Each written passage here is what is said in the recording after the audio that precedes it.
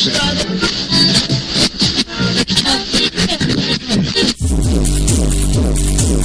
it locked to HCLA Radio 1, New York.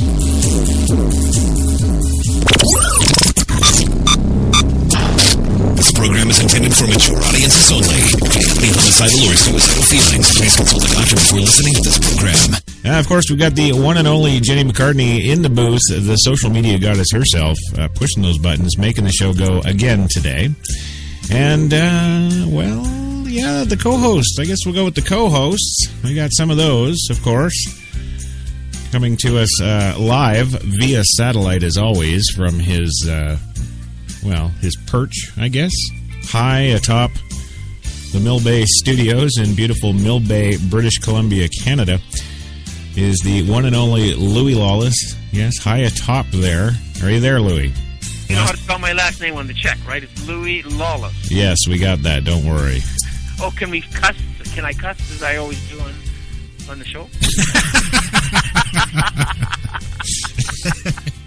Now you go right ahead, sir. We've got you covered. It's about fucking time. Move on.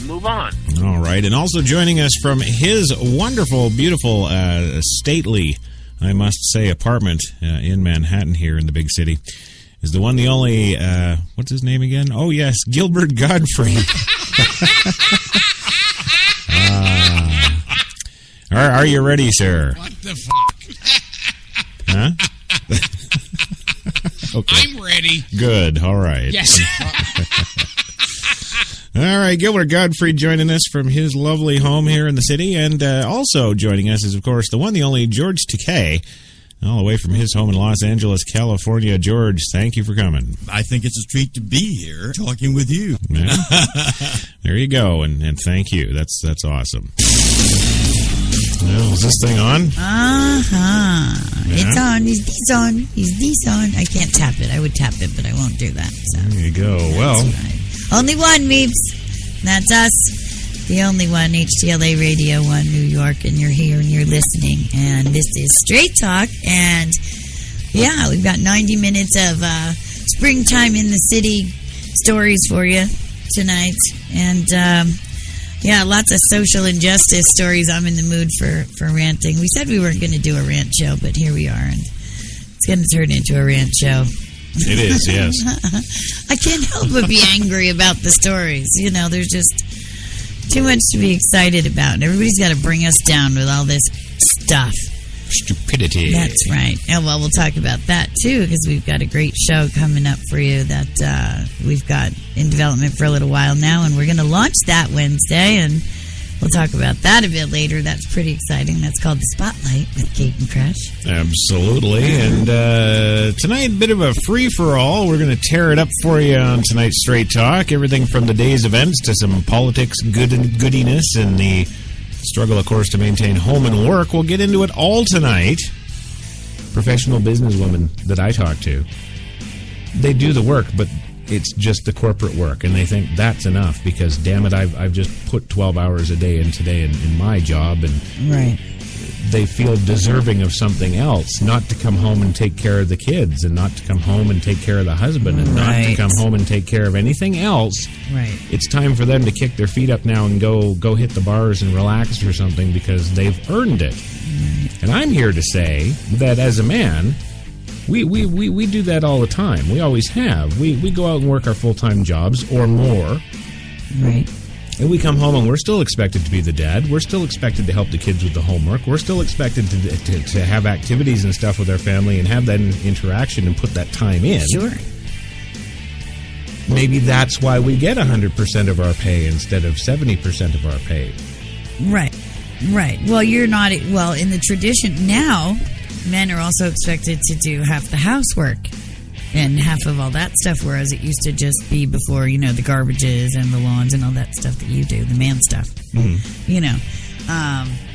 So, yes, and unfortunately, in some cases, in a great majority of the households now, more often than not, the women are working and I have so many, friends that I know that their husbands take care of the kids and drop the kids at school and do the school activities and do the projects and wash the clothes and but with that comes the dreaded beta male, because there's not a single one of those men that I have met that I would look up to in battle. No, of course not. And this is to our thinking, to our thinking. And while it took us years in practice, it was an ideology that we shared from the moment that we met anyway. Yeah. The whole, that was our vision for what the ideal family was. What are you talking about, woman? You're on crack. Take it away, Bobby. Oh, yeah, sorry. I'm new here. Yeah. Well, good morning, good afternoon, good evening, whatever it may be to you. Of course, to me, here at HTLA Studio 2 in Manhattan, it is, of course, 3 p.m. Eastern on this Thursday, the 16th of April, 2015. 62 degrees right now in Central Park and partially cloudy, but that's okay. Yes, I'm okay with that. Well, welcome to the show today, HTLA Radio 1, New York's best talk. This is your Coffee and Cigarettes Thursday Double-Double. And man, have we got a show for you today. It's just nonstop. It doesn't stop. You can't stop the funk. That's the official word here today. Well, it's true. It's true. And you might ask, well, geez, Crash, what do you got on the show today that's so damn special? Well, absolutely no shortage of Obama news, up the wazoo. No shortage of Hillary news, up the wazoo. Just so many things. All kinds of amazing but true stories today, in fact. First, I'll tell you about a Georgia mom that loses her 5 kids over a sex party with her daughter's friends. Yeah. Well, the Senate finally passes a K-12 bill that makes sense. Well, I don't know. We'll see. Also, Hillary and Obama news up the wazoo, as formerly mentioned, of course, but while Mike Pence's numbers freefall, as if that's not enough, Delaware's medical pot patients are still waiting for a cure. I wonder if they know that there's no cure for wanting to smoke pot. No, there's just not. I'd like to give a shout out to my good buddy Tom Grote from Langford, British Columbia, Canada today. He's, he should be listening. If he's not listening, he's just liking on my stuff and doesn't freaking care. And you know what? That's okay. So, hey, we've got all that and so much more today. So come on in and grab a cup. Yes. Actually, I guess we could rename this show 4 Guys, 1 Girl, and 1 Cup. Yeah. I'll tell you about that when we come back, of course. Today, it's your Coffee and Cigarettes.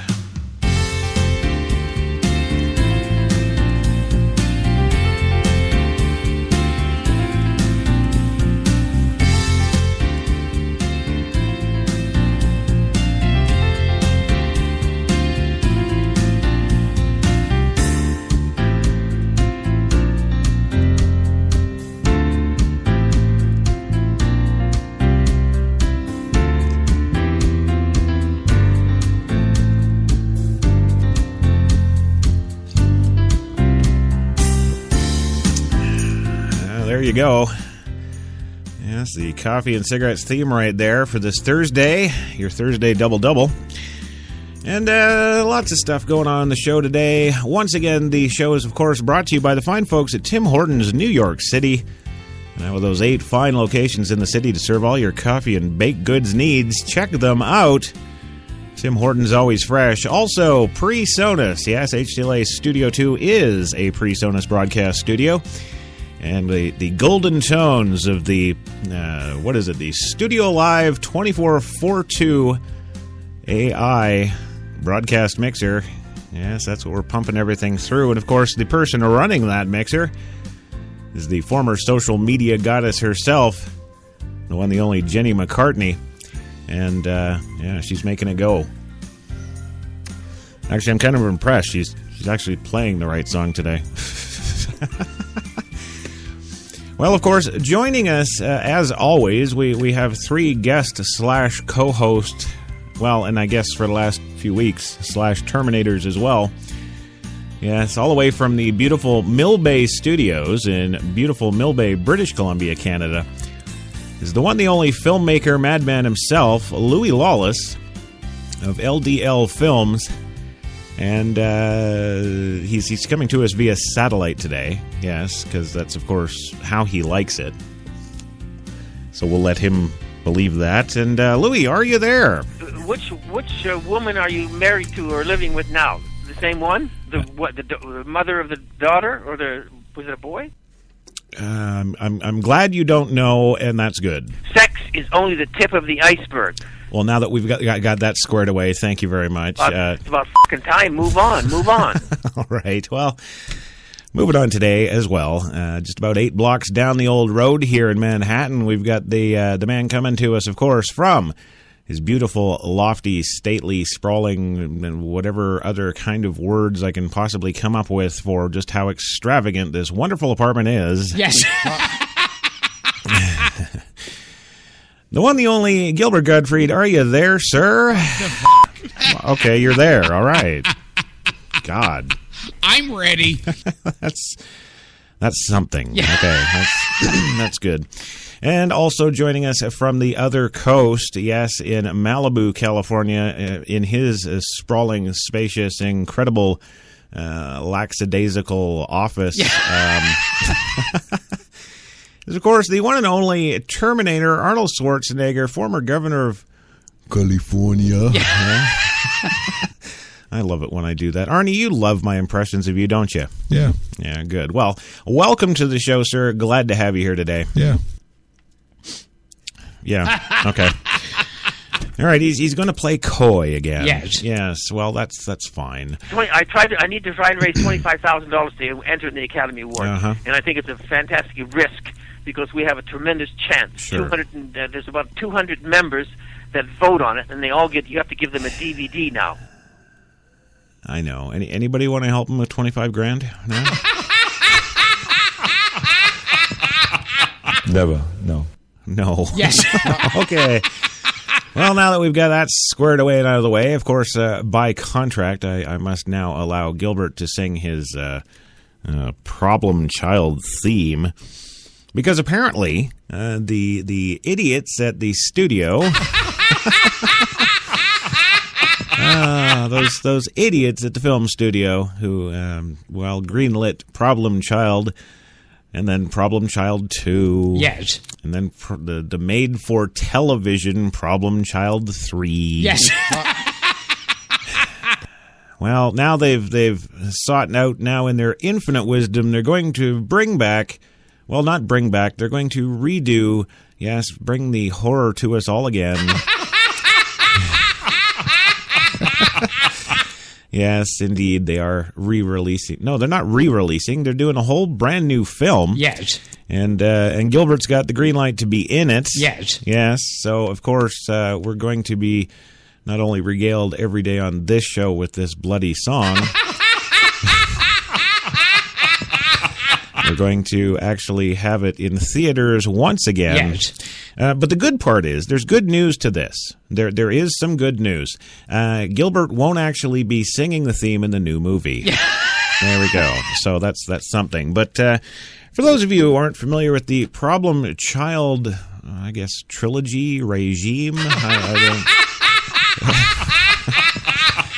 Is it a regime? Yes. Yeah, okay. So you're negotiating with Obama to release sanctions? Yes. Yeah? Okay. Good. Well, Gilbert, I'll let you take it away now, sir. Just fill our ears with gold dust. Na na na na na, ba ma ma ma ma ma ma. Oh yeah. Who wants to grow up? Who wants responsibility? Oh no, not me. Who wants to show up and work until you're 93? Not me. Now everybody says you're running wild. The teacher's calling you a problem. Woo! There we go. Thank Thank you. Thank you very much. Thank you. I'm not going to complain about it, right? Oh, you should. Yes. They get crazy because all of a sudden nobody loves them. Yes. Nobody loves Gilbert. No. Well, there's been a mom in Georgia today who's been accused of too much love. Yeah, I'm not even kidding. No, a Georgia mom loses her 5 children over a recent sex party with her daughter's friends.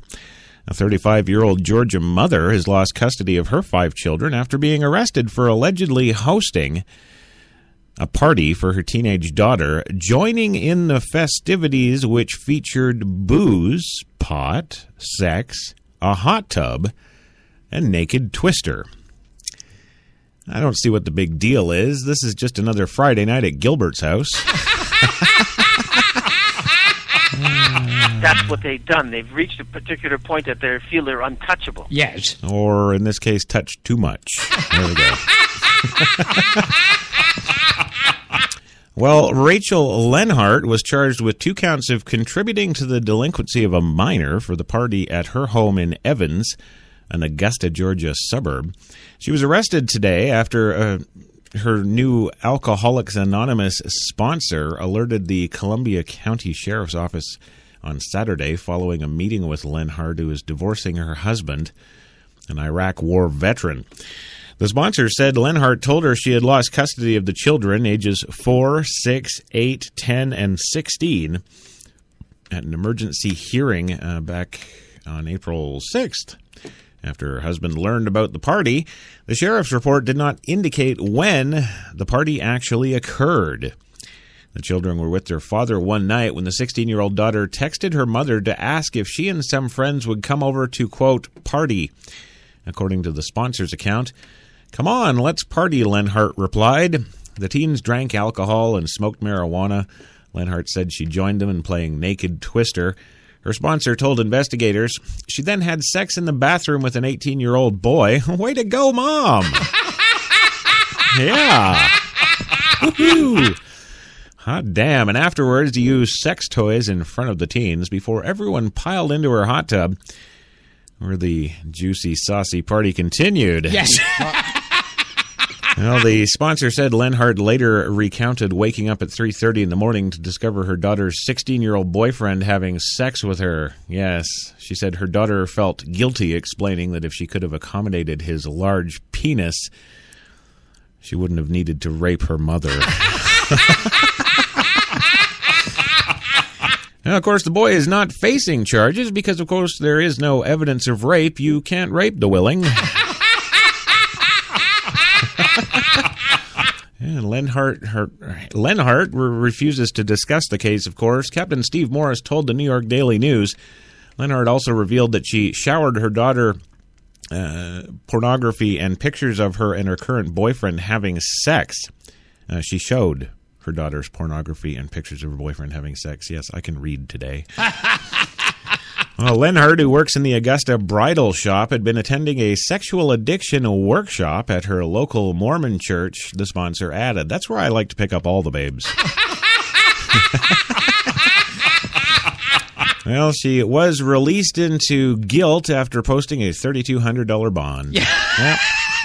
There she goes. So there you go. You know, the next time you're thinking of having that gangbang with your son or daughter's teen friends, think twice. Oh, yes, it might look good going in, but then what? Power tends to corrupt. Absolute power corrupts absolutely. Absolutely. Yes. Yeah. I don't know. I don't know. I got excited at that story. Jenny, stop looking at my bulge. Yes. Yeah. It's okay. Jenny's always at my naked twister parties. But you see, I don't lose my kids because Jenny's 24. There you go. That should serve as a lesson to you all. Yes. Yeah. When you're going to be doing some banging, make sure it's legal age. Yes. When you say that, you get away with it. If I would say that, it would be all over the place. Yeah, but you banged an overweight maid. I don't know what the hell you were thinking there. Never, no. No, you did. Yes. Yeah, you did. There's no arguing that. You sick man. Big movie star married to a gorgeous brunette. You got all the money in the frickin' world, and if you're gonna cheat, you could bang literally anybody you wanted. And who do you choose? The frumpy little spick. Oh, not only that, you knocked her up. Yeah, we'll just throw a little Spanish Schwarzenbaby in there. Yeah. I would say that it was several movies that failed. Oh, yeah. And but at the same time, I have to say that I did not regret making any of them. Oh, no. Because at the time, they all sounded good. At the time, to me, they all seemed like they were great career moves. Now, shut up. Just shut up. Number one, your movie career's over. You were done 20 years ago. Everything you put out now is shit. There's nothing... I mean, think about it, for God's sakes. You're on some stupid frickin' New York talk show every afternoon. You're done, man. You're terminated. Yeah. Yes. Game over. Anyway, moving on today. We've got more stories to get to. Actually, way too bloody many. It's going to be a 2.5-hour show. Yeah. Well, this is important news, as opposed to the first story, which was just a teaser for a good old crash here. Yes, the Senate panel today approves a bipartisan K-12 education bill. And, of course, the question on everybody's minds is, does it actually address education? Well, with the way things go, now this bipartisan education bill is probably going to be seen as not LGBT friendly. No. Again, we'll write those words in there that don't exist, and we'll crucify anybody who supports it, because there's no mention of LGBT in there anywhere, and there's got to be. God damn it. Well, in Washington today, a bipartisan education bill to replace the controversial No Child Left Behind law. Oh, see, I thought they were going to actually fix education. Yeah. Of course not. No. Yes, of course, the No Child Left Behind law that would reduce the federal government's power over schools cleared its first big hurdle today. Yes, the Every Child Succeeds Act, even the stupid ones. Yes, Senators Lamar Alexander, a Republican of Tennessee, and Patty Murray, a Democrat in Washington, was approved by a vote of 22-0 by the Health, Education, Labor, and Pensions Committee. Yeah, I always like to get my pensions in with health, labor, and education. Yes. Yeah. If you ignore those pensions, one day you're going to be retired, and then you'll be... Yes. You'll just be screwed. Yes, after 3 days, it took them 3 days to debate the adopting. I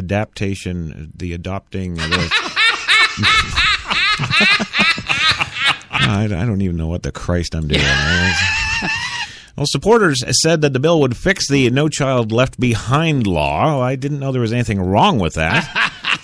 It's the law that governs the nation's approximately 100,000 K-12 public schools. Now, critics say that the law signed by President George W. Bush in 2002 placed too much emphasis on judging and punishing schools based on student test scores. Well, what do they bend the principal over his desk and paddle him? What do they do? You better be get a 76% or you're bent over, boy. Yes. I don't know. I think schools should be like that. Yes. Yeah, absolutely. Yeah. Of course you'd like it. Yeah. Well, do they place too much emphasis on judging and punishing schools based on students' crappy test scores? Well, I don't know. It's hard to say. But hey, the federal government was given too big a role in deciding how best to improve local schools. Yes, we wouldn't want any actual education crammed in there. Wow. Well, the law expired in 2007, but states still have to abide by its requirements until a new law replaces it. I believe that working through this process in a bipartisan way from the start is the best chance we've got at fixing this broken law, said Murray, the senior Democrat on the Education Committee. Well, that would be your problem. That's the problem right there. Every Child Achieves Act would still require students to take standardized testing, including 2 per year in reading, math, in grades 3 through 8 and 1 during high school. It would also require students to take a total of 3 science tests between grades 3 and 12. And you know what? When you're 53rd in the world for education like we are here in the U.S., this kind of stringent raising of the bar is going to bring us all the way probably to 51.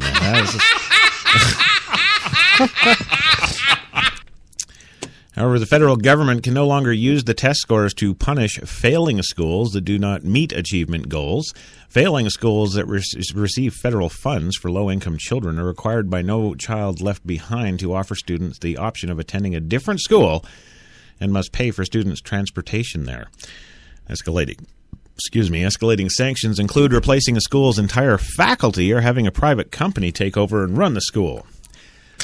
Yes, and I'm going to go write the business plan right now. I got a new startup right here. We're going to call it Crash Course. That's right, ladies and gentlemen of America. You just call me up. I will come to your school with a baseball bat and fix this education problem. Yes, it's going to be no minority left behind, because if they don't get 90% on their test, they answer to me.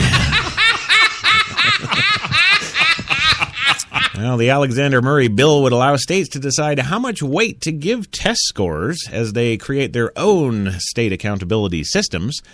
States would be allowed to include other measures of student and school performance to give teachers, parents, and the public a more accurate picture of how well a school is doing. The consensus is this: continue the law's important measurements of academic progress of students, but restore the state's school districts, classroom teachers, and parents the responsibility for deciding what to do about improving student achievement, said Alexander, chairman of the Education Committee. This change should produce fewer tests and more appropriate ways to measure student achievement. The House Committee on Education and the Workforce passed its own rewrite of the No Child Left Behind law earlier this year, but House leaders pulled it from the floor in late February before members had a chance to vote on it. Conservatives said the Student Success Act did not go far enough to limit the federal government's role in education. The House leaders were worried that they didn't have enough votes to pass the bill. Why are we, bothering our senators and House leaders with this crap? It should be the folks at the ground floor there.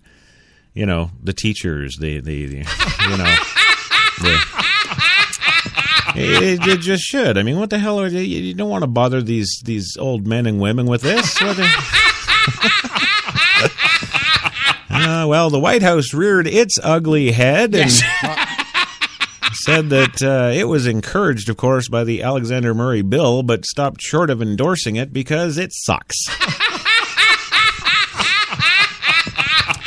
Now, the announcement from Senator Alexander and Senator Murray is an important step in their bipartisan effort to replace the No Child Left Behind Act.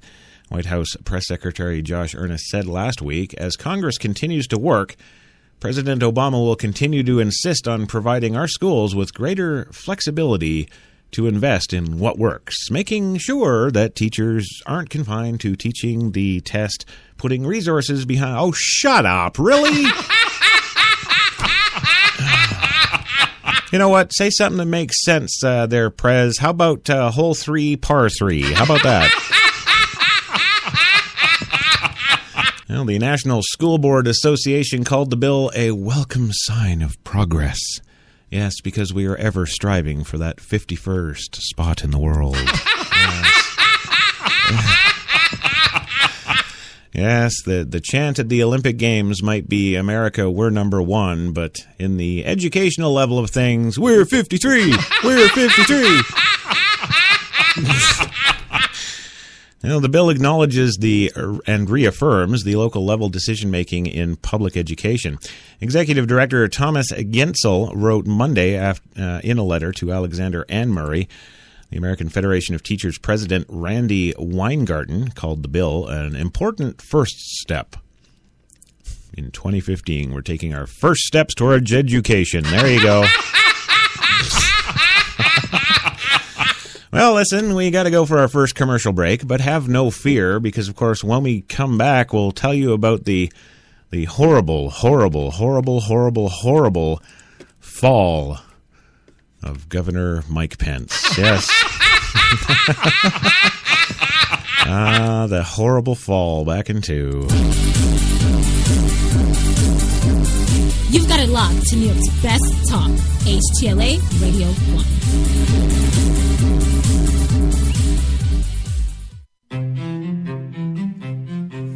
What if there was a coffee that was sourced from some of the world's most renowned growing regions, abundant with rich, fertile soil? What if this coffee was picked at the perfect moment, then packed meticulously and shipped carefully to be roasted under the watchful eye of coffee masters? What if it was expertly blended, ground, and sealed, ensuring maximum flavor and freshness, then brewed in small batches and always served fresh within 20 minutes, just the way you like it? Now, what if this coffee just happened to be the coffee you already know and love? Tim Hortons. Always fresh, always great tasting coffee. Man, I've been to a lot of places over these past 50 years. Seen the whole true north strong and free. 'Cause I've been everywhere, man. I've been everywhere. I've been to Cooksville, Stouffville, Bainesville, Bowmanville, Bonnieville, Unionville, Oakville, Dunville, Brockville, Boucherville, Melville, Drummondville, Kentville, Grenville, Morinville, Maryville, Parksville, Stephenville, Sackville, Spring Hill, Westville, Walkerville, hanging on a windowsill. Hey! He said, wow, that's a lot of places. I said, hang on, there's more. I've been to Moncton, Picton, Shannon, Vernon, Stellarton, Hamilton, Nipigon, Nobleton, Yorkton, Brighton, Bolton, Beaverton, Brandon, Edmonton, Walkerton, Wyerton, Granby, Miramichi, Charlottetown, Burnaby, Yellowknife, Whitehorse, Corner Brook, Nunavut. I've been everywhere, man. I've been everywhere, man. I crossed the prairies bare, man. I breathed the mountain air. I've traveled, I've done my share, man. I've been everywhere, man. Check it out. Ottawa, Wawa, Mattawa, Chippewa, Moose Jaw, Oshawa. Some said the U.S. has lost its innovative power. We said America is lighting the way as the innovation nation.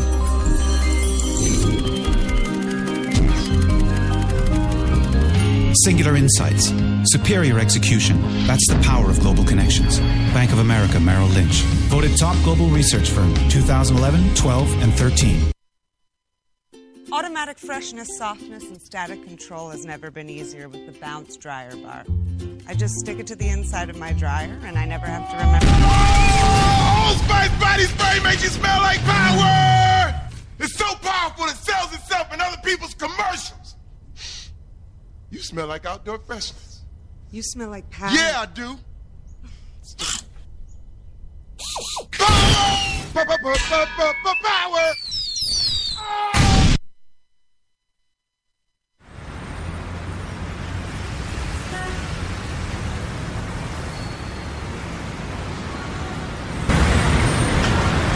I've been so inspired by being in New York because everything from what people are wearing on the street to the way they're interacting with each other to drive through the West Village, at night and you see a couple kissing on the street, or you see someone fighting outside their apartment, or you see so much humanity on a daily basis that even if you're not inspired by your own life that day, you can be inspired by someone else's life.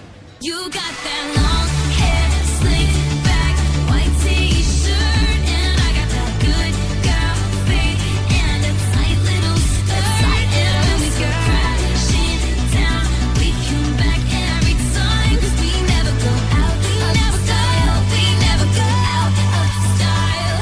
Take me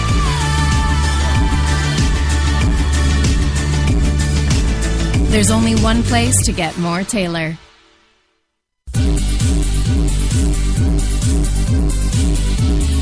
We're New York's best talk radio, HTLA Radio 1.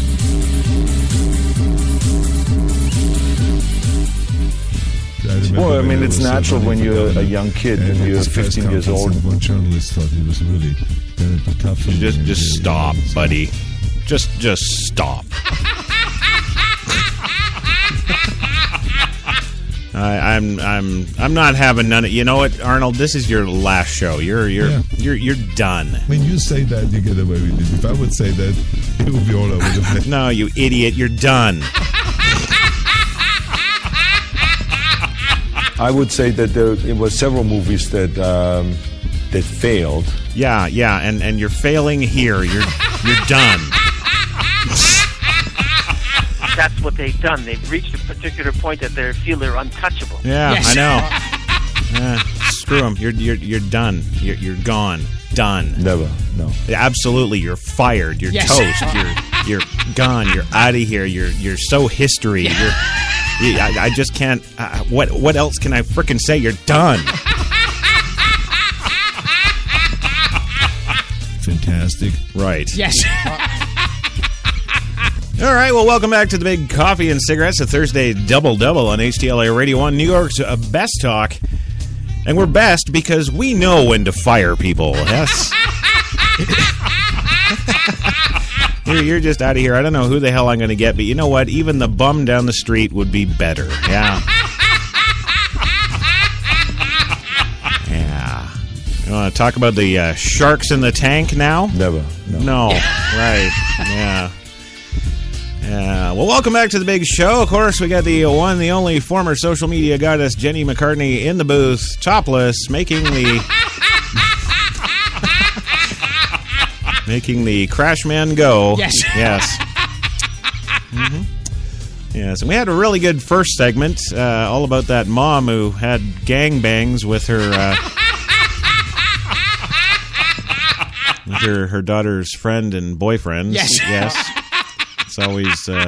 They get crazy because all of a sudden nobody loves them. Yeah. Well, she'll be getting a lot of loving in prison.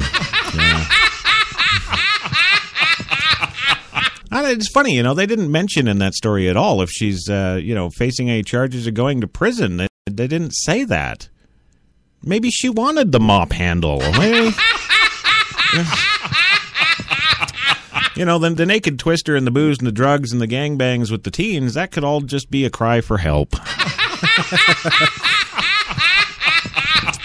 Help me, I need my mop. Yes. Or, well, no, this is 2015. Maybe she needs a Swiffer. Yeah. Sorry, I get stuck in that old 70s prison porn yes. thing. Just kind of lose it there, but hey, what the hell? So, in the first segment, we talked about that and, of course, other absolutely irrelevant news. Yeah. And on the commercial break, we did indeed fire the Schwarzenegger. Yeah, he's gone, and this time he won't be back. Yes. No, if he'd contribute to something to the goddamn show. Never, no, of course not, no. He's always got to talk about his movie career. He's got to talk about his, and he won't talk about anything juicy like banging the maid. Yes. No. He's just going to be like, oh, I'm not going to complain. Oh, you say that. How do you get away with saying that? I can't say that. Oh, and then my absolute favorite eloquent remark from him. I think you have sharks in both tanks. Yeah. Well, sir, you might have more money than God, but you don't have much in your tank. No. Yeah. I'm not going to complain about it, right? Yeah, because nobody here's listening. Yeah.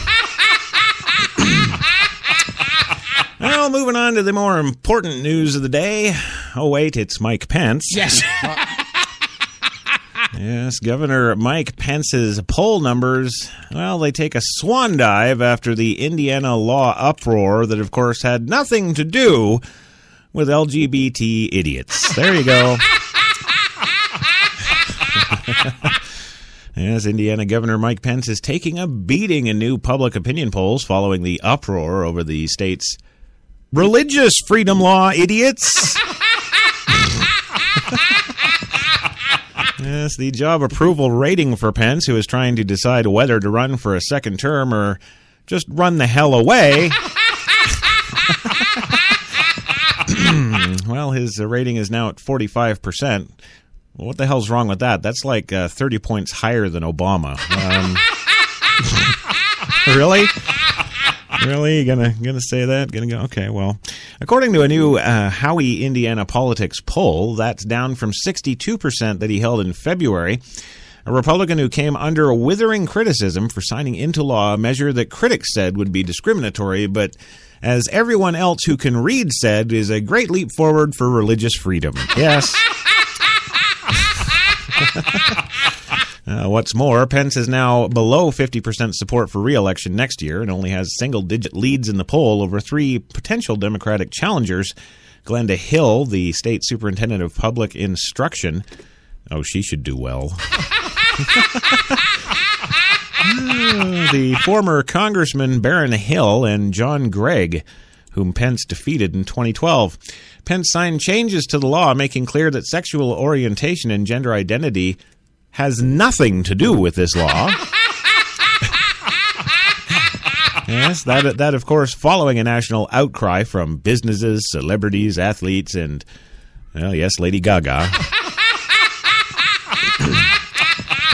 That apparently damaged Indiana's image nationally. And you know, thinking about that, you know, we used to have George Takei on this show. I think I would, you know, he and I don't see eye to eye on the whole LGBT thing. We just don't. But that's okay. That's okay, because I would sooner, I would have a million George Takeis back before I would ever ask Schwarzenegger back. Yeah.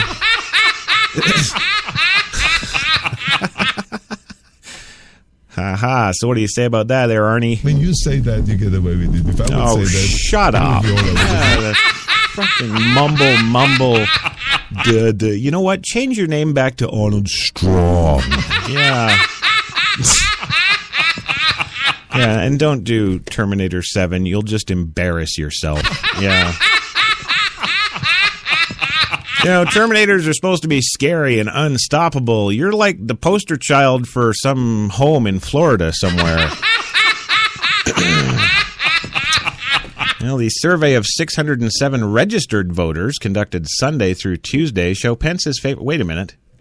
There's only 600 registered voters in Indiana? Really? Oh, my God. Well, never mind. That's about par for the course for every state. Yes. Yeah. Well, it shows Pence's favorable...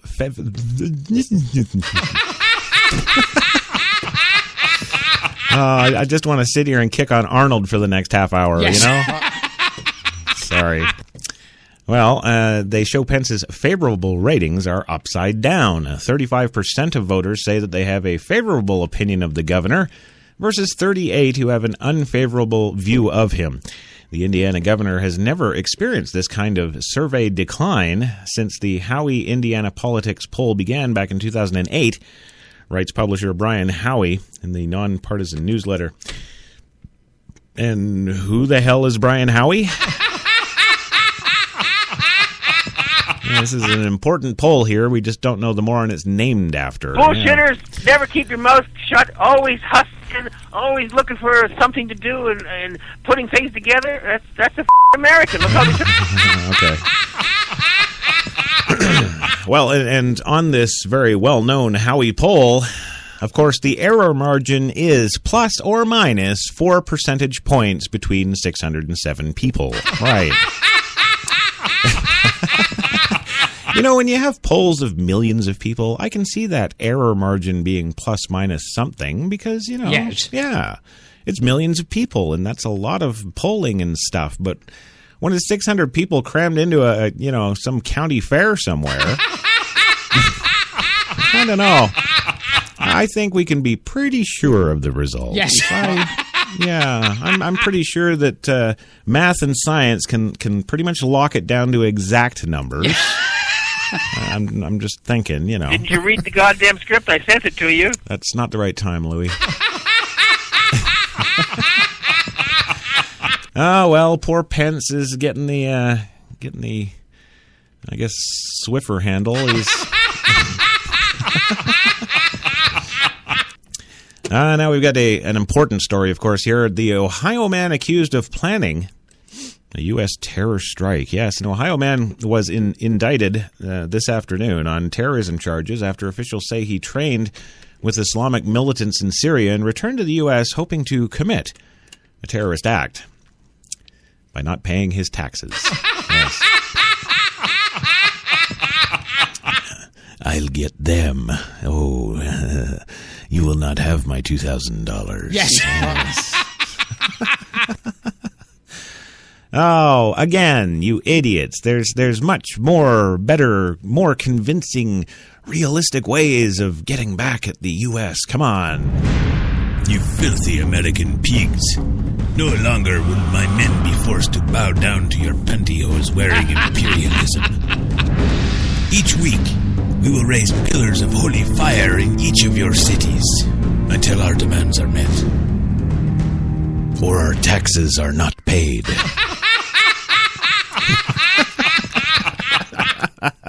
Oh, and I love the names that they call themselves, too. You know, this guy is like, his legal name here in the U.S. is like Ben Johnson or some shit, but, of course, his terrorist name. and what an idiot. He uses Abraham Sheikh Mohammed. Buddy, if you're not paying your taxes, you're not rich enough to call yourself chic. Yeah. Yes, look that up, butt boy. But hey, Yes. Abraham Sheikh Mohammed there, 23 years old, faces charges now of attempting to provide and providing material support to terrorists. I guess that was the tax money he didn't pay.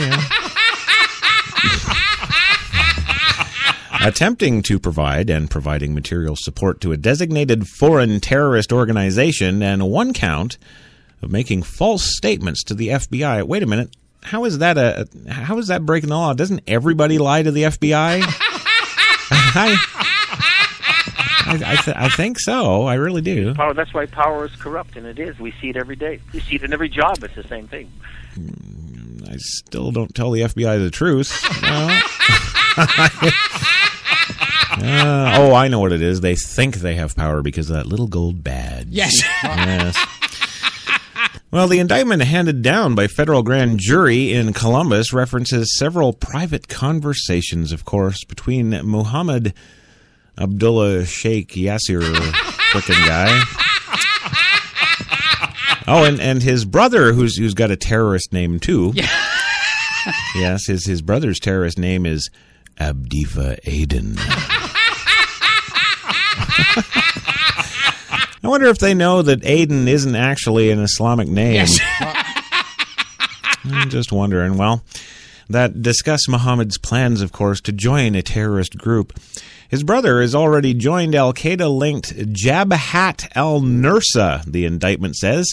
Yes, ladies and gentlemen, say it with me, Jabhat.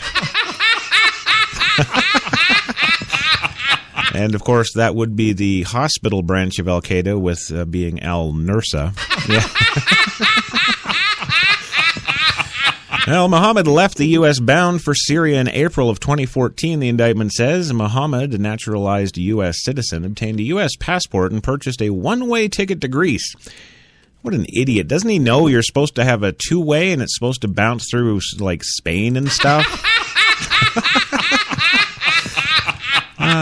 He did not board his connecting flight from Istanbul to Athens, instead traveling to Syria, the indictment says.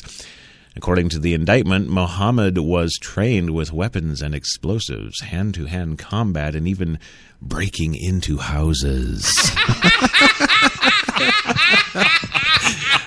Yes, breaking into houses, high on the terrorist list. Yes. Well, he was then instructed by a cleric in the organization to learn magic. And ultimately, with his Harry Potter magic lessons complete,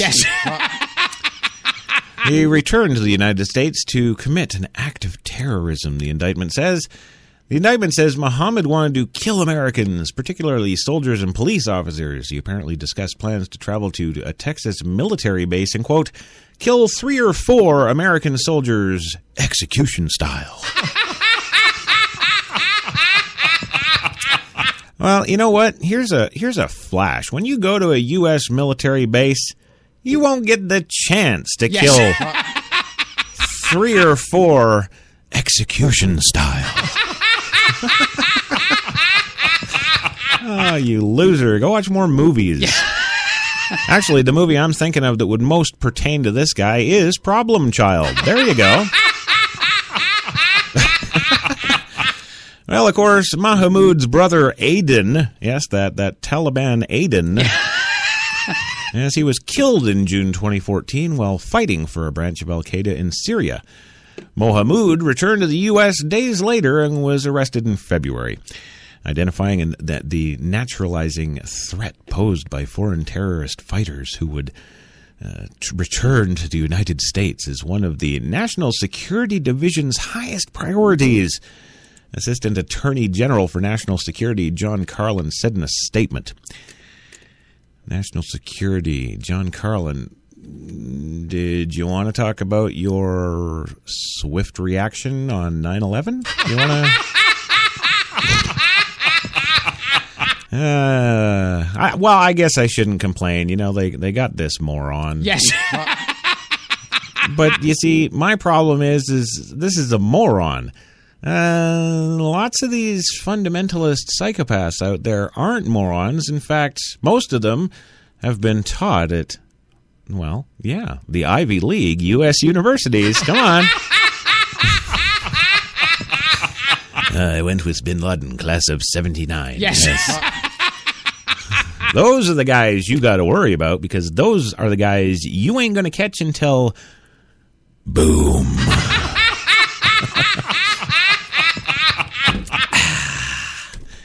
Yes, now let's move on to our next story.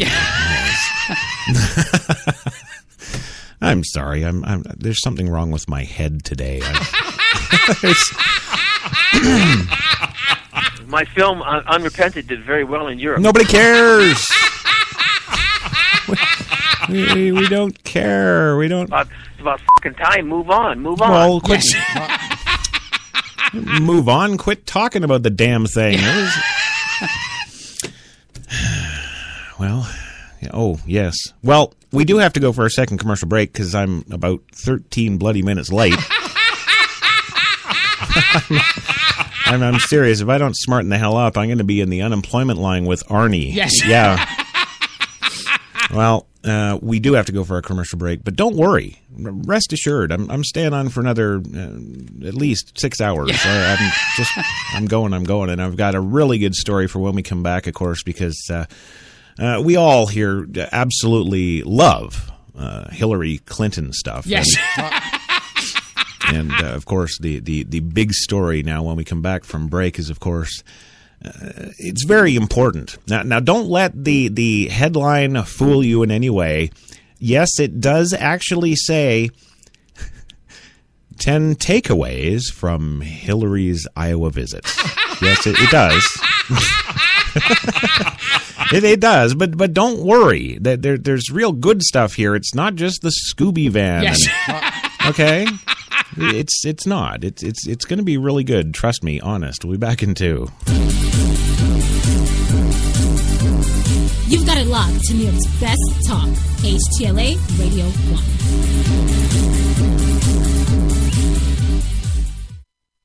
Man, I've been to a lot of places over these past 50 years. Seen the whole true north strong and free. 'Cause I've been everywhere, man.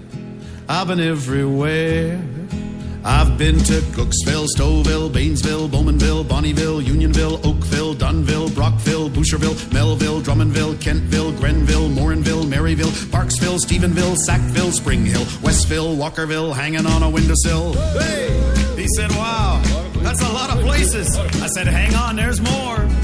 I've been to Moncton, Picton, Shannon, Vernon, Stellarton, Hamilton, Nipigon, Nobleton, Yorkton, Brighton, Bolton, Beaverton, Brandon, Edmonton, Walkerton, Wyerton, Granby, Miramichi, Charlottetown, Burnaby, Yellowknife, Whitehorse, Corner Brook, Nunavut. I've been everywhere, man.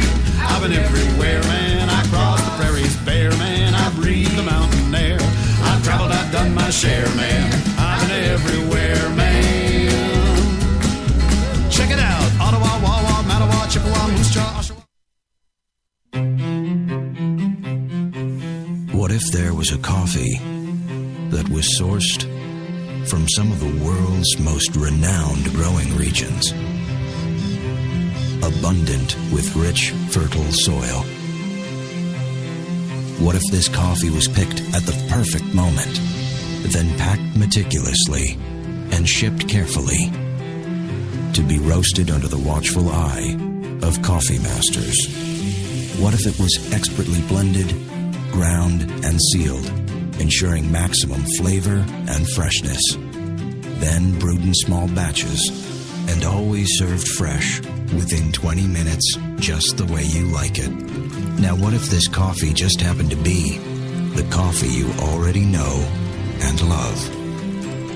Tim Hortons, always fresh, always great tasting coffee.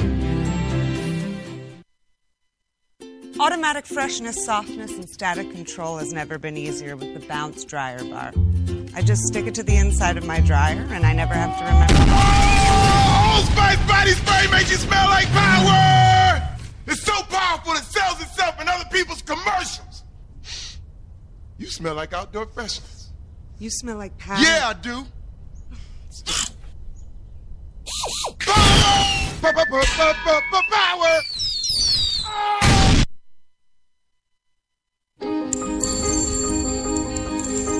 Some said the U.S. has lost its innovative power. We said America is lighting the way as the innovation nation.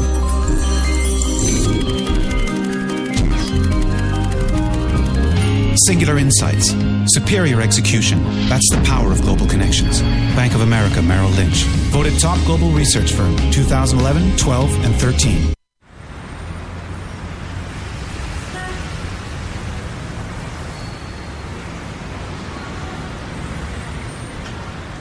I've been so inspired by being in New York because everything from what people are wearing on the street to the way they're interacting with each other, to drive through the West Village at night and you see a couple kissing on the street, or you see someone fighting outside their apartment, or you see so much humanity on a daily basis that even if you're not inspired by your own life that day, you can be inspired by someone else's life.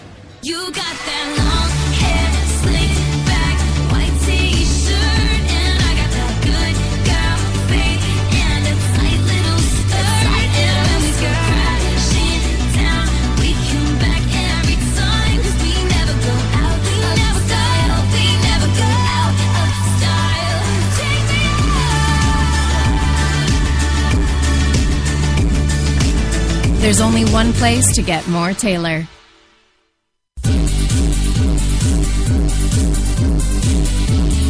We're New York's best talk radio, HTLA Radio 1.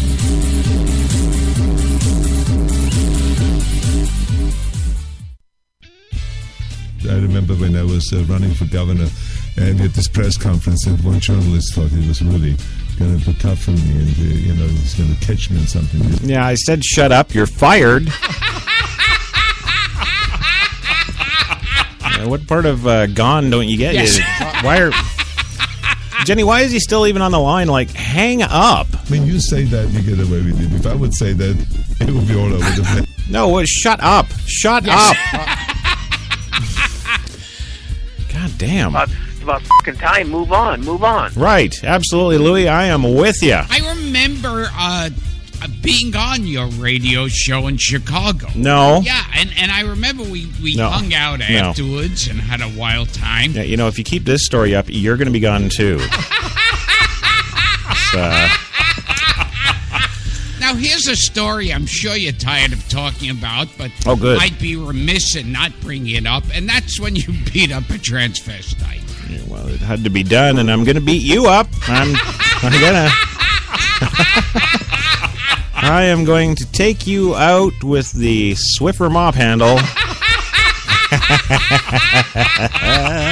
You being Catholic, you realize that you can have birth control. You realize? Yeah, yes, of course, but I'm not worried about getting Gilbert pregnant, Louis. No, this would be purely recreational. Yes, no procreation going on there. Imagine what, Gilbert's baby and my baby would look like. God. It'd be like a white Kanye West. Yes. Oh, but that wouldn't be too bad. Imagine what the crossbreeding between Gilbert and Arnold would yield. Well, welcome back to the big show. Yes, the Thursday double-double on your coffee and cigarettes for this Thursday, the 16th of April, 2015. Currently 3:55 in the city and 62 degrees in Central Park. Still partly cloudy, but the sun's hanging on there pretty good, so we're all happy about that. Moving on with the big show today, because I've got a lot to cover, and I got at least another 2 hours to go here. But I have a feeling these won't take long. Yes. No, because, of course, this next story, as I told you before the commercial break, is the 10 takeaways from Hillary's Iowa visit. Yes. And what could those possibly be, you may ask? Yes. Yeah. Well, Hillary Clinton's maiden journey to Iowa in the 2016 cycle generated a lot of media attention. It's just too bad the public didn't know. Number one, big takeaway here, of course, and I'm not even making this up. This is what they wrote here. She came to Iowa. Yeah. Yes, that in itself is apparently a landmark because it's a rare event. Much has been made out of the 7-year gap she allowed to pass after excruciating caucus night loss in 2008 of her words from her latest book, but Clinton made a beeline here after announcing her candidacy Sunday, telegraphing that she's serious about... Wait a minute, she's using telegraphs? Yes, not tweeting. No, she's telegraphing. Oh, I guess she doesn't want that email scandal again. Yes. Yeah. Oh, yeah, you look at my server? Well, look at my telegraph, bitch. Yeah. Yes, telegraphing that she's serious about winning the caucuses. She told reporters she had, quote, a great time. One of her staffers, Iowa Democratic Representative Brenda Cole, vouched for that, saying Clinton genuinely enjoyed Naked Twister. There you go. And apparently, number 2 on the top 10 takeaways from the Hillary visit is that she created buzz. Yeah. No candidate trip in the 2016 presidential cycle to date. Well, what's that? Say, like the last 4 days? Yes. Well, no cycle to date in the 2016 presidential cycle, of course, has drawn as much attention in the traditional media or on social media, where people are tracking her journey and discussing where she was going next. Well, if that's the case, then they must have been playing some form of internet keep away, because nobody showed.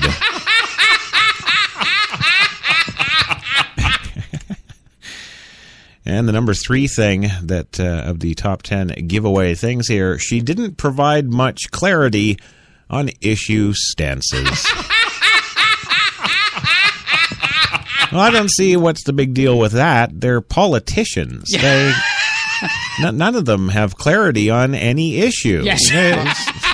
What are you people looking for?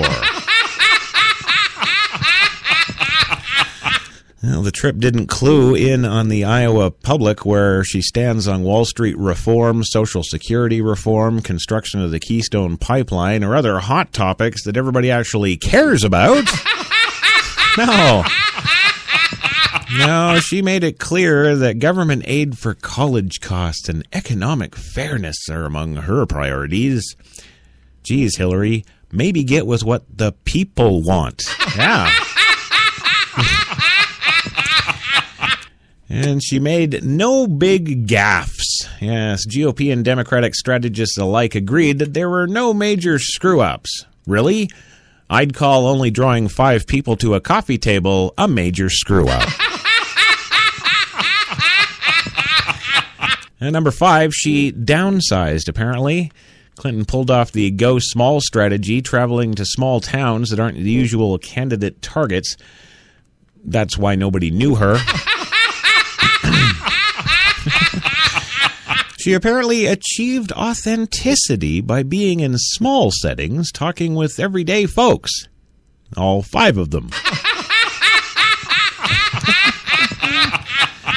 Yes, she approached this campaign like she knows she has something to prove to voters, but at the same time proved she's the biggest game on the Democratic side. Come on, Pong had more excitement to it. Yeah. Well, she wooed the hardcore activists. Yes, it's a picture of those 5 people at the coffee table. Yeah. I'm not kidding. I am not making that up. Clinton worked to move caucus votes, sliding up to the Democratic activists to do the nitty-gritty organizing for the first-in-the-nation vote.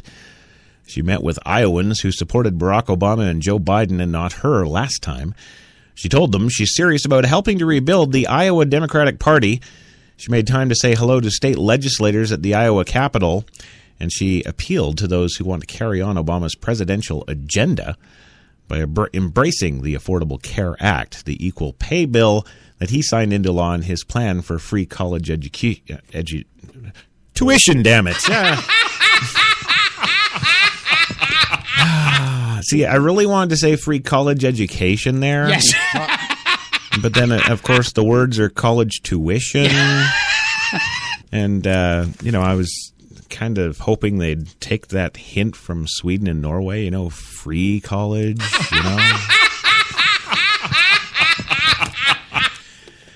Well, as it stands, the 5 people she was having coffee with in that coffee shop were not Iowans at all. They were tourists. Number 7, she hit a mix of Democratic and GOP zones. Yes, her itinerary kept her in the eastern half of Iowa, the safer side of the state for Democrats and white people. But she didn't just lie low in places like Des Moines' left-friendly Beaverdale neighborhood. She ventured into swing counties where GOP voters were influential, such as Warren County and a rural Jones County, reinforcing the idea that she's ready for a fight. No one noticed.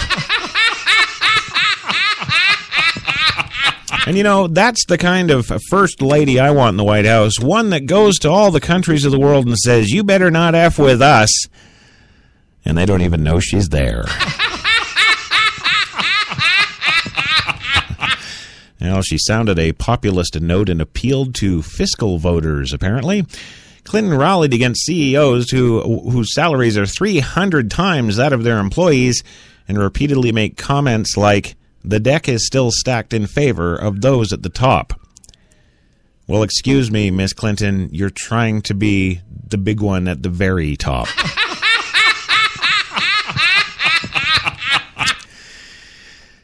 Right. Okay. And of course, those fiscal voters citing that she wouldn't know her ledger from her ass. They also made her pick up the tab for the 5 cups of coffee. Number 9, she drew plenty of GOP criticism. Really, I don't remember reading too much about that. It's like the Republicans don't care either. But apparently, according to this well-crafted news story, Yes. she drew plenty of GOP criticism. Apparently, the Republicans jumped on her for refusing to give better access to the press, arguing there was only 5 seats at the coffee table. And that she was hiding from tough questions about her email scandal in Benghazi and other matters that are so yesterday.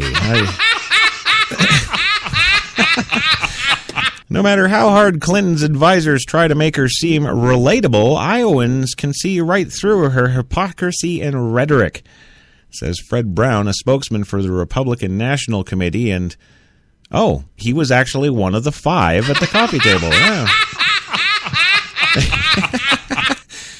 Well, the number 10 takeaway from Hillary's visit to Iowa, she dealt with the press hounding.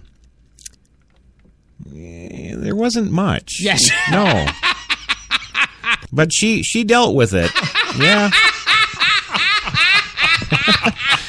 Well, Clinton and her team seemed to shrug off media craziness around her trip, even as reporters responded to the limited access to her events in her secret schedule. Yes, by hunting down grainy security footage of her burrito purchase.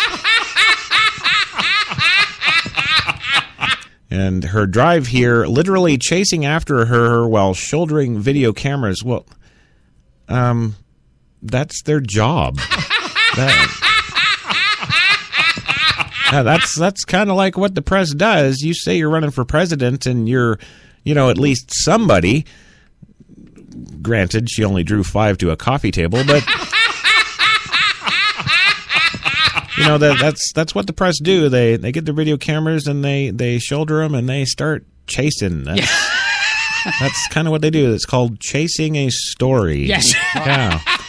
It's been going on for 50, 60, 70, 80, 90 years. It's nothing new, and it's certainly not just for you. Yes. Well, so there you go. That's the 10 takeaways from the Hillary Clinton trip to Iowa there. And I don't know about you, Gilbert, or you, Louie, and I don't freaking care about Arnold. But I'm not thinking that in my head, in my brain right now, I just have this big neon sign flashing on top of this skyscraper saying, "Who cares?" I don't know who cares. Well, we go from dumb to dumber now. Oh, I wish I was kidding. Delaware's medical pot patients still waiting for cure.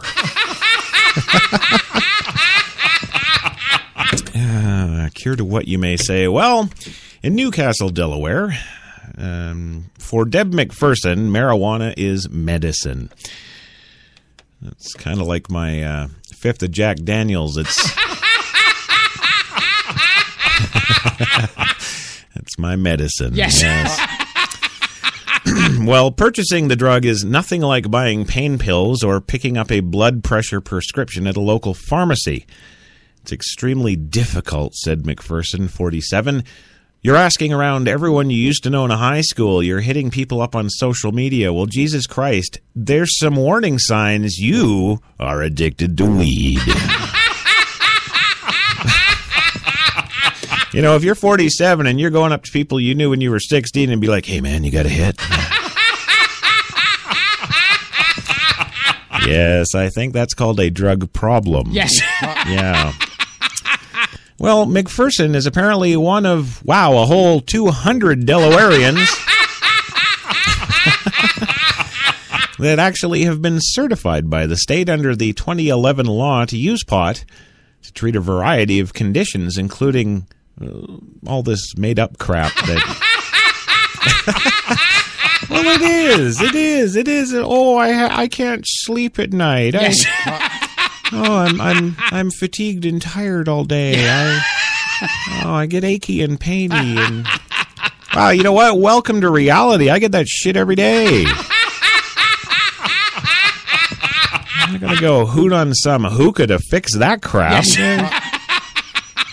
That's why I prefer Naked Twister. Yes, if there's one thing that'll reinvigorate me and get me going, it's an afternoon session of Naked Twister with Jenny. Yeah, that just does it. Well, McPherson is one of the 200 Delawareans certified by the state under the law to use pot for a variety of conditions, yada, yada, yada. Another 170 applications are being processed by the Department of Health in Delaware and Social Services, but patients are still forced to buy weed illegally on the street. With the delays continuing to undermine Delaware's program, even after Congress blocked federal funding for medical marijuana prosecutions, McPherson uses the drug to help with pain and inflammation caused by just her shitty life. Oh, yes. This is one of the great ailments, fibromyalgia. Yes. You know, it sounds so bloody horrible. And if you really break down the words to their Latin root, it means like fibrous me. Oh, fibrous me.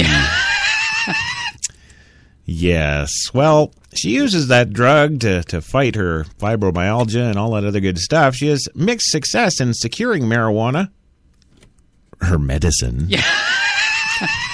One regular contact she used to buy the drug was arrested. In other cases, McPherson suspects she was charged too much or delivered too little for what she paid. I've had some pretty bad situations where I really needed the medicine. What I got was junk, McPherson said. Well, welcome to the wonderful world of drug dealers, McPherson. Yeah, baby, we're going to cut that shit. Oh, my God, he's becoming black. I like it. Do a little rap here, too. Yes, construction delays will push the opening of Delaware's only medical marijuana dispensary, First State Compassion Center near Wilmington, from this month into at least June. Dispensaries are not even planned in Kent or Sussex counties, despite the language in the 2011 law requiring the health department to issue registration certificates to applicants in each county by January 1st, 2013. A spokesman for the Delaware government.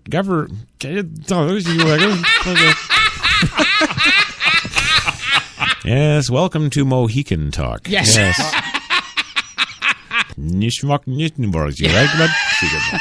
Yes. Delaware governor, thank you.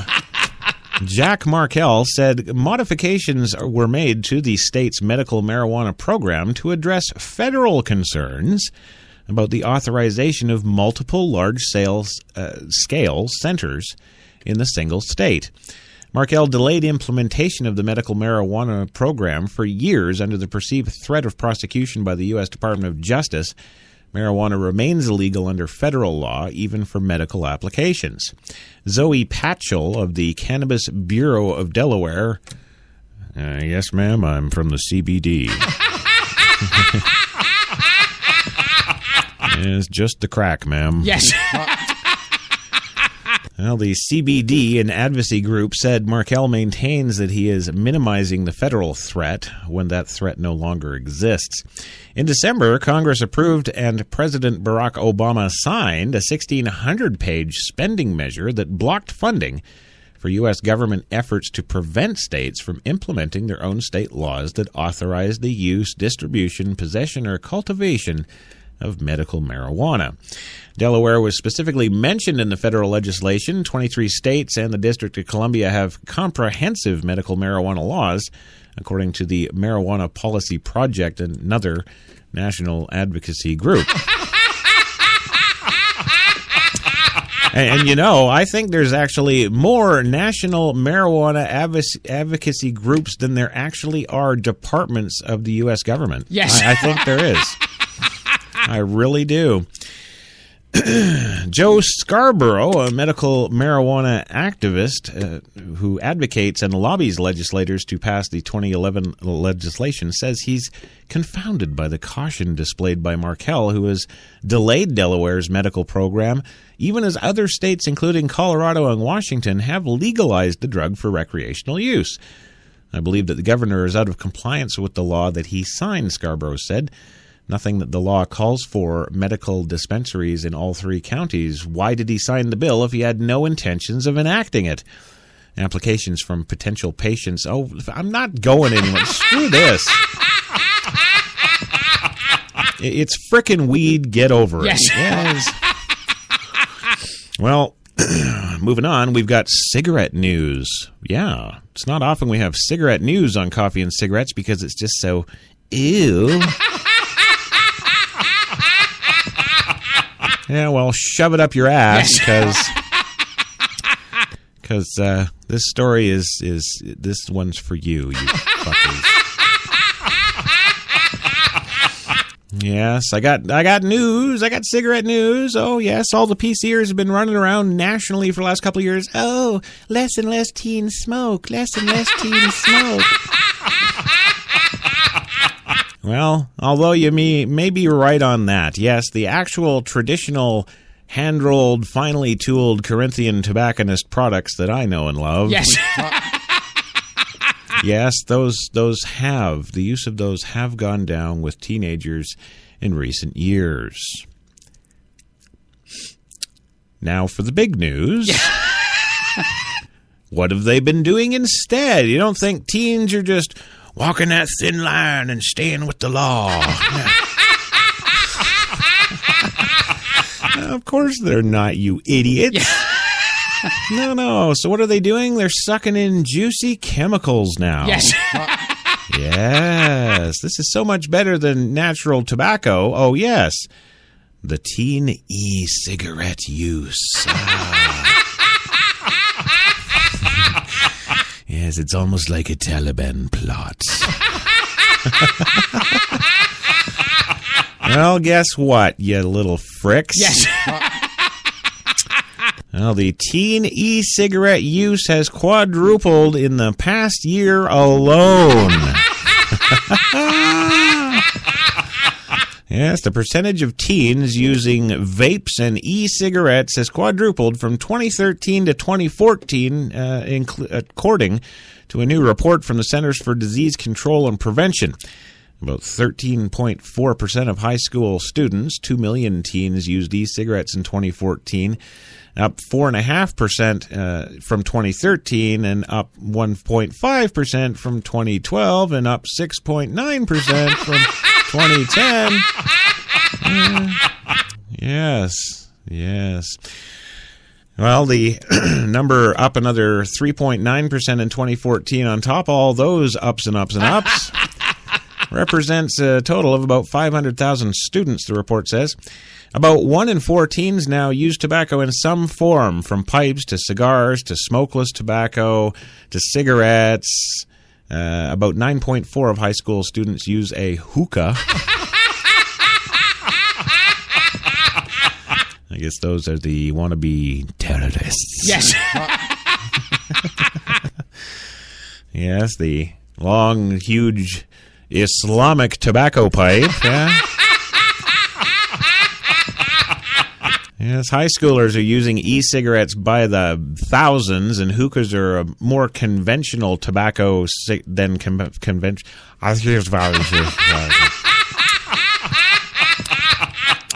Well, yeah, I'm done. Yeah. Just, I don't know what the hell's wrong with me today, but my brain is maybe I need my medicine. Maybe. I think that's what it is. I need my medicine. Yes. Yes. It's about fucking time. Move on. Oh, shut up. Yeah. God, you're next, you know. And pretty soon it's going to be just coffee and cigarettes with me and frickin' Gilbert. Yes. That's it. Screw the rest of you. And who the hell wants to hear that laugh all day, right? Well, moving on to the next story that, I don't know, maybe I can read. Yes. I don't know. What am I doing? I've got like 12 more stories lined up here. We're already 4:20 in the afternoon. The show's an hour. Is there something wrong with my head? Help me. Well, I'll try and get through these because these are all important damn stories, damn it. I'm not just going to pack it in and leave. I'm not just going to be that kind of a pussy. I'm not doing that. A deputy was shot while directing school traffic in an apparent ambush. Yes. In Paratus, Louisiana, a St. Charles Parish deputy was shot today in an apparent ambush, according to Captain Pat Yose, a spokesman for the St. Charles Parish Sheriff's Office. The deputy identified as... Maybe if I do the show like this... I think it should be short and sweet. Well, I will try. The deputy identified as... Oh, help me, Oprah Winfrey. Yes. Help me. Okay, here we go. I'm going to try this straight now. Shut up, Gilbert. Just stop. Stop. You stopped? Yes. Okay, shut up. The deputy, identified as Bert Hazeltine, was directing a school bus traffic when he was shot 16 times, Yo said. The deputy was rushed from Paratus. No, it doesn't help. Was rushed from Paratus, a town about 25 miles away from New Orleans, to the University Hospital in New Orleans. St. Charles Parish Sheriff Greg Champagne says Hazeltine was hit 3 times and was hit in the face, the right elbow, and near his left eye. He has a bullet lodged behind his eye, Champagne said. We had a deputy who was directing traffic in a school zone, giving access for the buses to get off the road, Yos said. He was approached by an individual in the parking lot of the Time Saver in an apparent ambush. Hazeltine is listed in stable but guarded condition, according to Champagne. The deputy was alert after the shooting. They're doing very well. He has strong family support, Champagne said. We're optimistic that he's going to survive and recover. The suspect is in custody, according to Yos. Nearby deputies were able to catch the suspect almost immediately after the shooting. The suspect, who is in his 50s, has 2 guns in his possession, Champagne said. How many times are we going to put Champagne said? What? Feel like a frickin' robot, Champagne said. Yeah. Champagne said. Champagne said. Champagne said. So, wow. Journalism school, help me.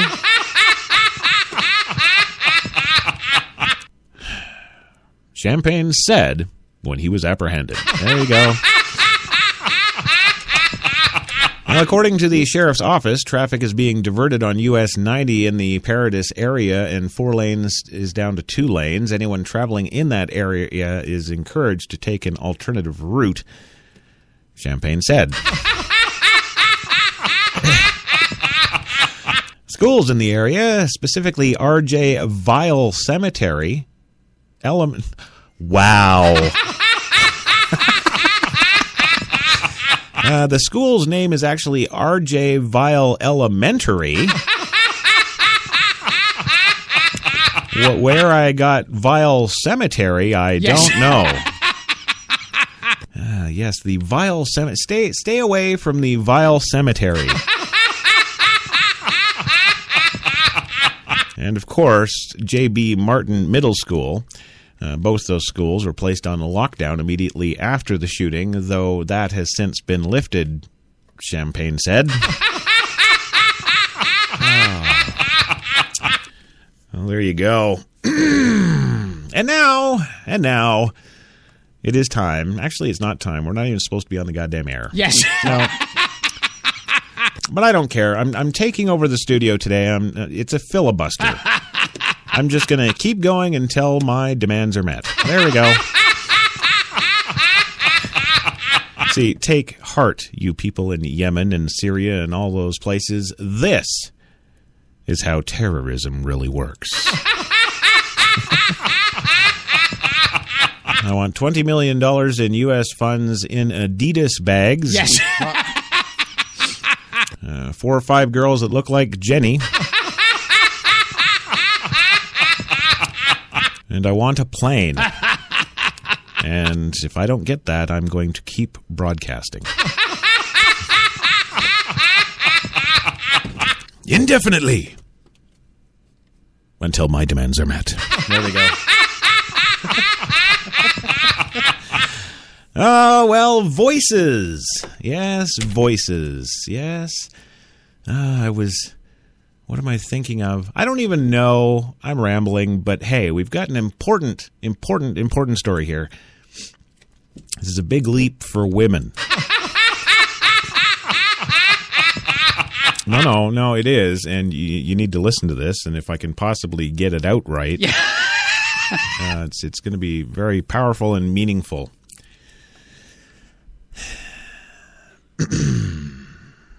This comes to us, of course, from Jim Michaels at USA Today. Yes. He says, I was nearing the top of the rope when my muscles gave out. We had already put in a strenuous morning of running, marching, calisthenics at Marines Officer Candidate School before even starting the obstacle course, which required us to climb over walls. I let go, sliding 20 feet or so down the rope and crumpling in a sweaty mess at the bottom. I looked up to see a sergeant instructor screaming at me to get back on the rope. This is what I had come for.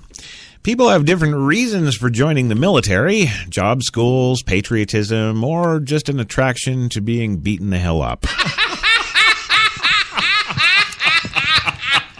I grew up in Connecticut's comfortable suburbs, wanting for very little, but I left me wondering what I was capable of.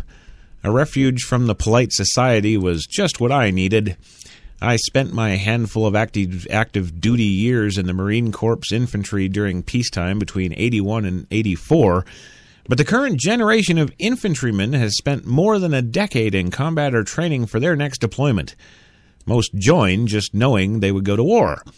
Dakota Meyer, who earned the Medal of Honor, the nation's top honor for bravery, told me in an interview several years ago that he made the decision to join the Marines after a recruiter told him he wouldn't be able to hack it.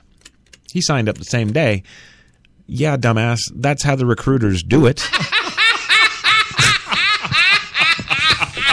You want the truth? You can't handle the truth. Yeah. We read so much about drones and precision weapons. It's no wonder the public thinks that the future will bring push-button wars fought right from inside climate-controlled rooms. The truth is, wars are mostly won and lost by the decidedly unglamorous foot soldiers or grunts, and have always been. Until now, the grunts have been men, but that is changing.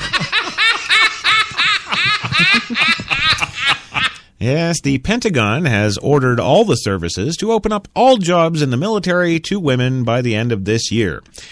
Women have fought and died in the wars in Afghanistan and Iraq, winning admiration across the board for how they have performed. But combat arms such as infantry, tanks, artillery have largely remained male preserves. Unfortunately, until now.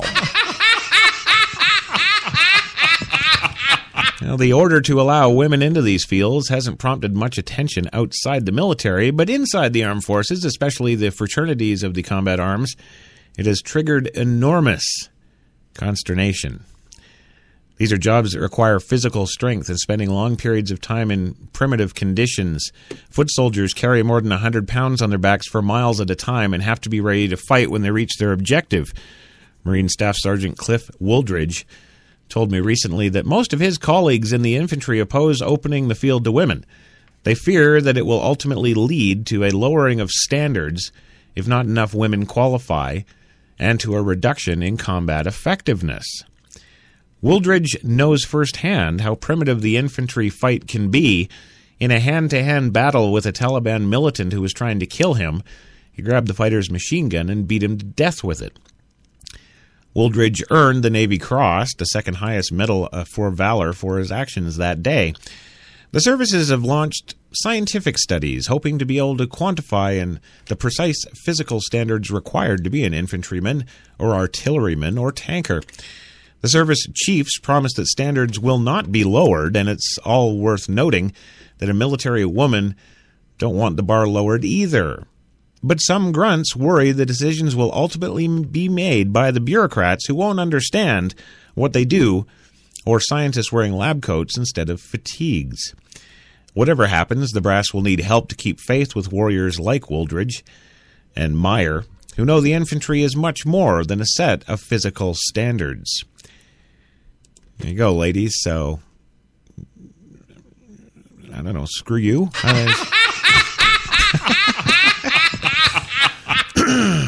Well, now in this marathon second hour and a half, yes, we've got to have our Obama news. Yeah. Well, we do. You know that. It's nothing new. Yes. Every tidbit of Obama news we get, we definitely broadcast because it's just so damn funny.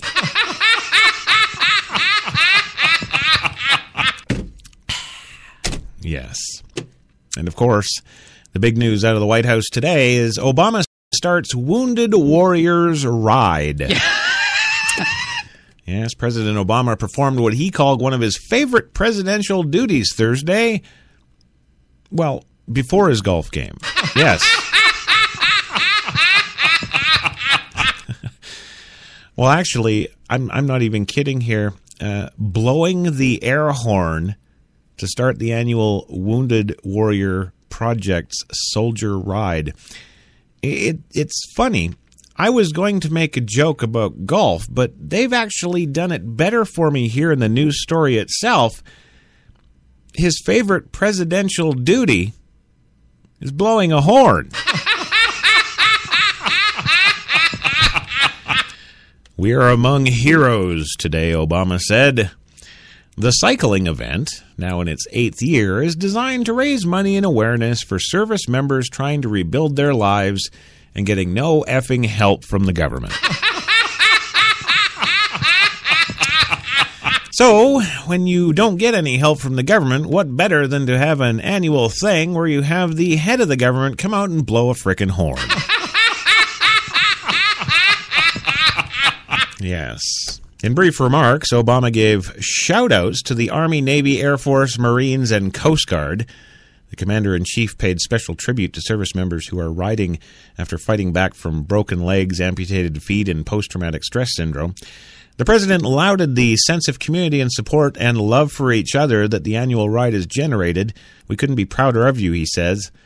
One of the riders says, that's because none of you fucking care about us. Why should we? No. And Jenny just informed me that my swear beep button isn't hooked up. Yes. Okay. All right. Well, Louie, you want some rap? How about, yo, FCC, yeah, you know me. Come on.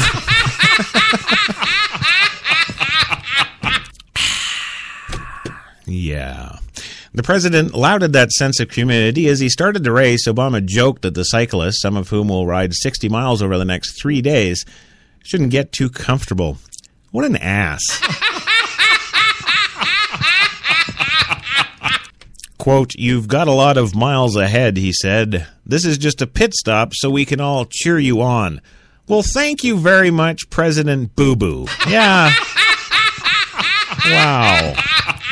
I think I'd ride 600 miles if he wasn't involved. Yes. Frickin' guy. Oh, and the gyrocopter terror threat.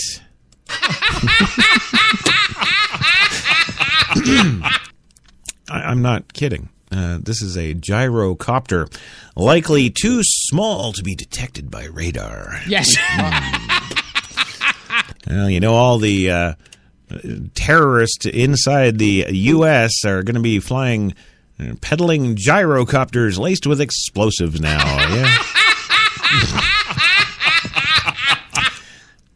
Well, we missed this story the other day when it actually happened because I didn't care.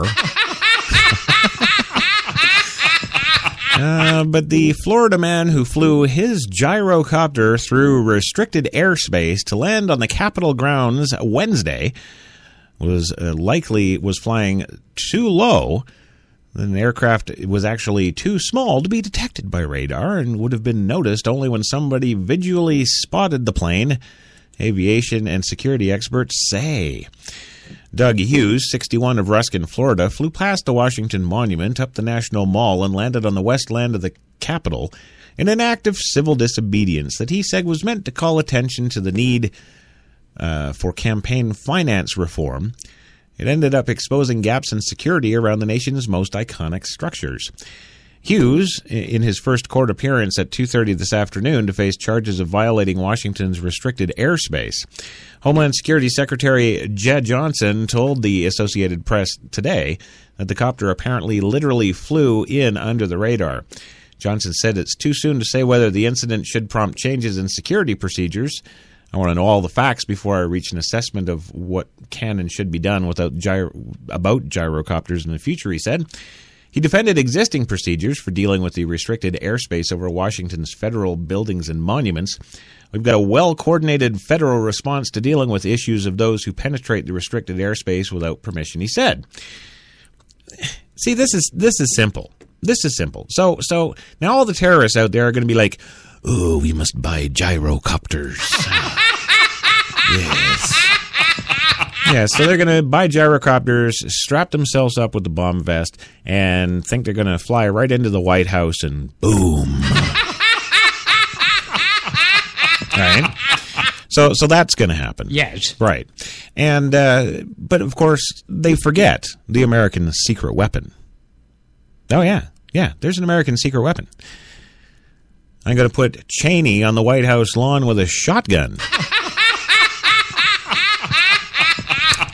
Yes, you might get under the radar, you Taliban freaks, but good old Cheney's got your back there. And make no mistake, he'll blow you down, too. He shoots his own people in the face.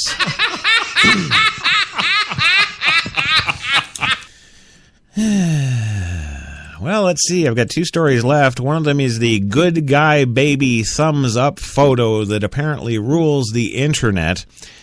Yes, have you taken a school portrait of this cool, apparently? Well, this stupid photo of some bald 5-month-old that kind of looks like Cheney. Yes, has gone viral on Reddit. Yes, the 5-month boy named Sawyer. He's rocking a flannel shirt, much like Cheney. Yes, reclining on a velour blanket while grinning toothlessly and giving one big spittle-covered thumbs up to the camera.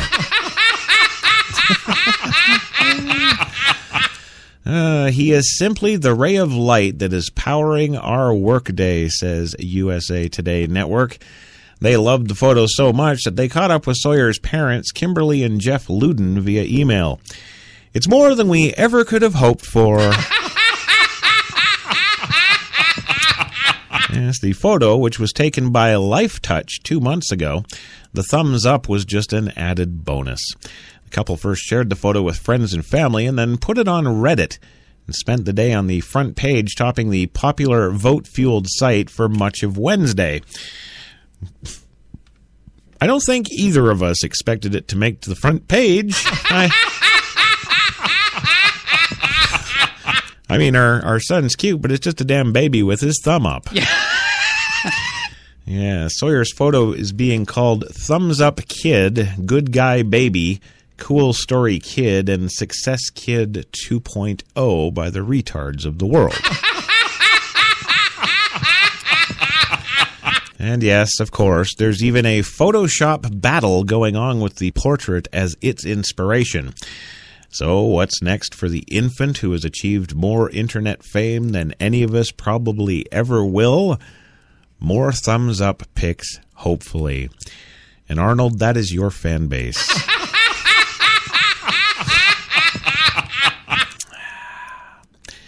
The The most popular opinion so far seems to be that we should pose him in the same position every year. Yes, so that in 50 years we can have a less than a minute video of him aging. No, less than a...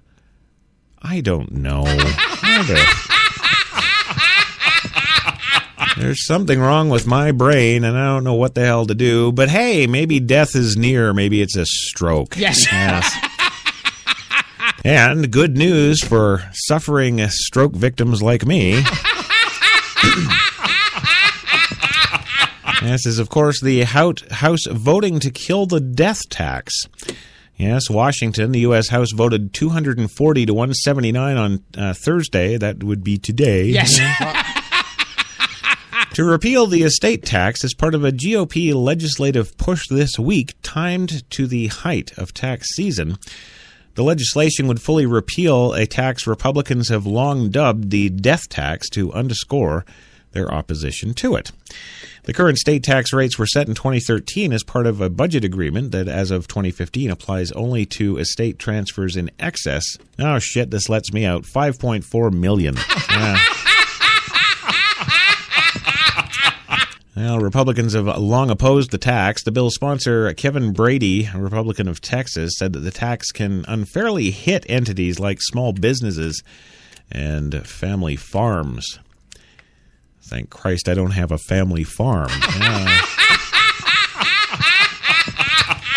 Yes, and, you know, I said this was big news. Well, it's not big news. It's in the absolute toilet of our show. Yes. But this actually affects only about 0.2, not 2%, 0.2% of American households.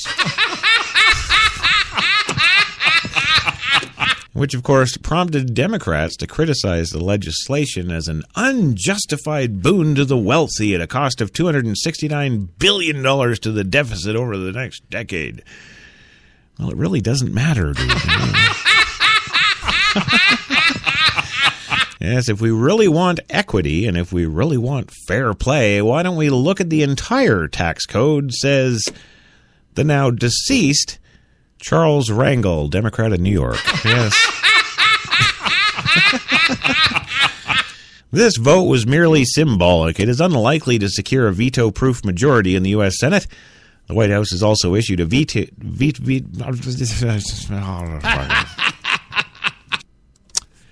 That's it. Yeah, I can't do any more, Jen. We're done.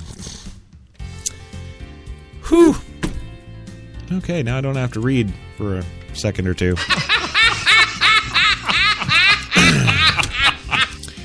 I want to thank HTLA for destroying my life.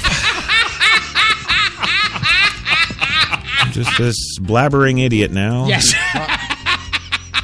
Louis, thanks for being on the show today. Which woman are you married to or living with now? The same one? The mother of the daughter, or was it a boy? I refuse to answer that on the grounds I may incriminate myself. It's just life, and I love doing it. I love doing these kind of stories anyway. Well, good. Always good to have you here, sir. Appreciate it.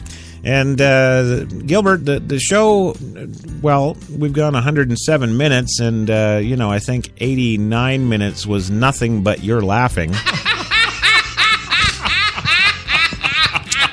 So that's good. So yes. Thank you for being on the show again today. Thank you for listening, and support the show for the love of God.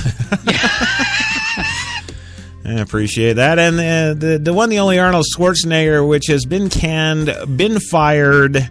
Thanks for being here, I think, somehow. Absolutely. Thank you very much, and I'll be back. Oh, no, you Christ won't. No.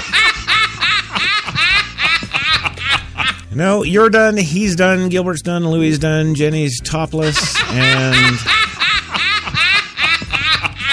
I am most certainly done. And don't forget to tune in tomorrow, Friday, 3 p.m. Eastern, for your Friday Frappuccino, Coffee and Cigarettes, where myself, Louie, Gilbert, and Jenny are the only ones who will be here. Yes. Yes.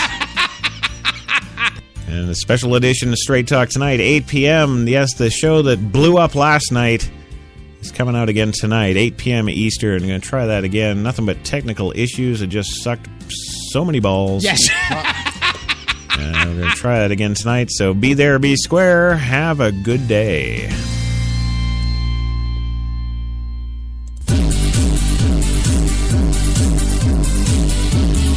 We're New York's best talk radio, HTLA Radio 1.